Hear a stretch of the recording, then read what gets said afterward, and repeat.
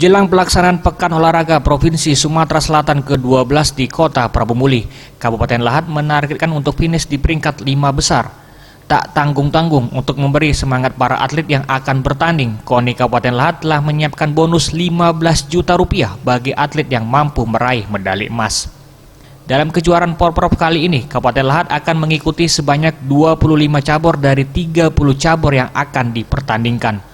Untuk ke-25 cabur yang diikuti tersebut, KONI Lahat mengirimkan sebanyak 366 atlet yang akan bertanding dalam ajang 2 tahunan tersebut. Ketua KONI Kabupaten Lahat, Ferli Sumarno, menjanjikan bonus bagi para atlet yang nantinya dapat meraih medali emas. Dengan besaran bonus mencapai 15 juta rupiah per medali emas, diharapkan dapat menjadi motivasi tersendiri bagi para atlet untuk meraih prestasi. Alhamdulillah untuk Porprov tahun ini bahwa misi Kabupaten Lahat untuk menciptakan atlet-atlet yang berprestasi, karena memang perintah dari KONI Provinsi bahwa Porprov tahun ini adalah Porprov pembinaan. Insya Allah mudah-mudahan dan optimis di 5 besar. 5 besar, reward Kak? Nah, reward kita sudah kita persiapkan untuk medali emas yaitu 15 juta. Tim Liputan Sriwijaya TV.